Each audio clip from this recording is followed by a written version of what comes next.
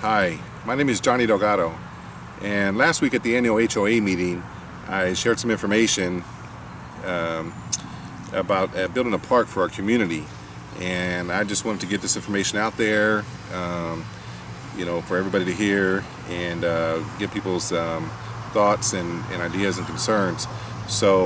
And the reason I'm making this vlog is this is just one of the best ways I know how to use technology we have today, to get the information to everyone, so that we can all kind of make a decision, to see if a park would be doable and would be beneficial for our community. So I'll just share the information I have. It's by no means set in stone, and so here I just kind of drew up a drawing of what I think would be a nice park to have. A basketball court, playground area. There's a soccer area as well. Soccer field. Some small goalposts, nothing extraordinary. Some picnic tables and some benches. And the location, just driving around the community here. I know it's not a central location for everybody, but it's an area, common ground area, and doesn't have a whole lot of land to be cleared. Has some wide open spaces for a basketball court and a soccer field. Has some nice shady trees for picnic benches and picnic tables. Nice shady area for a playground area, and that's nice drainage. It's already a drain kind of built into there. We wouldn't have to worry about flooding or anything like that, although it isn't a flood area, and very highly visible, easy accessible. So talk to the neighbor there who it's going to affect the most, and he'd be glad to see a park go in. The events that we can have, that we already have together as a community, we already gather for a lot of these events. It would be nice to have a a central location, where we can meet for these things. And these are just a few events. I think the possibilities are kind of endless. Camping nights, movie nights. We can have community teams and play basketball games and soccer games and birthday parties. So I think the benefits for our community definitely would give the kids a safe place to play, get them out, increase their activity, and making connection with other friends in the neighborhood, and it'd be a safe place to play. There's no place near us. Nearest place is West Creek, which is 4 miles away. They have a really nice park in their community, but you have to be members to play at that park and to get in there. So schools no longer open up their gyms, and during the summer for rec centers is what we used to do during the summertime. We used to go to the rec center. Schools no longer do that, and every neighborhood, it seems, that's going up now in the Alamo Ranch area is putting up these little community playgrounds, and you wouldn't have to drive your kids over to Sundance over to Alamo Ranch so that they can go hang out with their friends. And driving around the community, my wife, counted over 70 basketball goals in our neighborhood. So definitely, I think it would get used with the basketball court. Playgrounds and play sets in our community are all over the place. It'd be a nice place, for the kids to go out there and meet with other kids, and they enjoy that. Little kids enjoy playing with other little kids and making connections. They haven't developed that sense of fear or disconnect, So I think it would be great in that aspect. And we can get our kids, out of the house and get them off the couch. It seems like, Xbox is playtime now, whereas, growing up, it was football, baseball, basketball. Was playtime for me. So but definitely getting community thoughts, ideas, and concerns And I've started the planning and design, which is by no means set in stone, and open and welcome to ideas about a park. Some of the concerns are budget, of course, and financing, and how we would pay for the park. How would it affect our HOA fees? How does something like this get financed? How does it get paid for? How do we pay for big projects like paving the streets or things like that? How does it going to affect our reserves?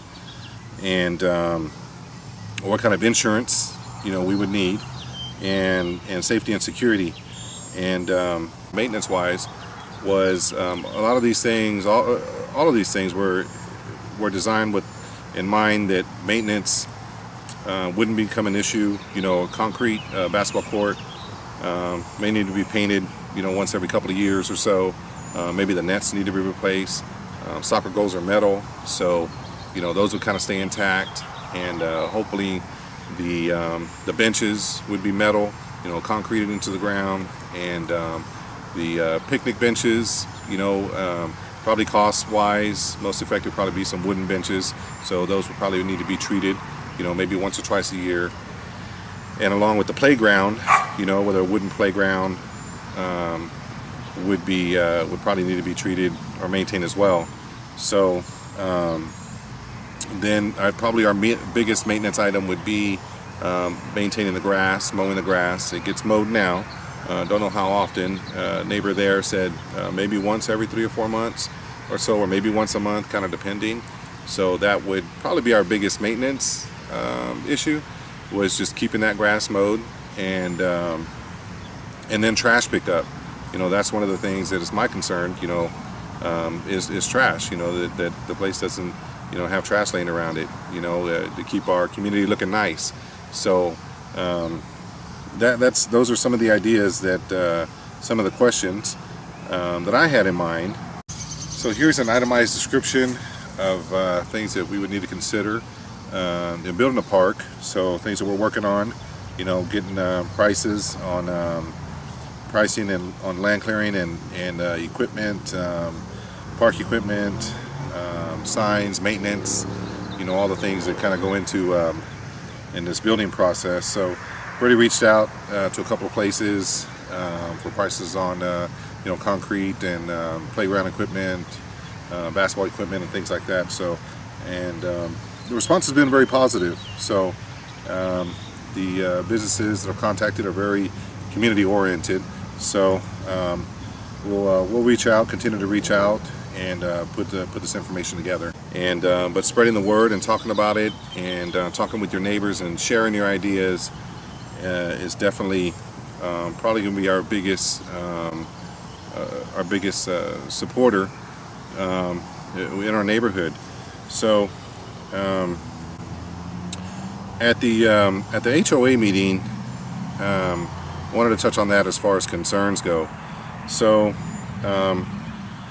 at the HOA meeting, we had it was quite an experience for me. I was expecting to go to the HOA meeting and presenting the idea with the board kind of playing a mediator role and kind of presenting both sides of the topic. Benefits for having a park, concerns for having a park. And I'll just be really honest. I was taken back and discouraged about the way the park was kind of introduced, and the negativity that the way it was introduced. I was looking to answer some tough questions. I was looking for some people to ask me some tough questions, and maybe questions I didn't have answers to, but just to find out, hey, what, is this feasible? Is this reasonable to ask? And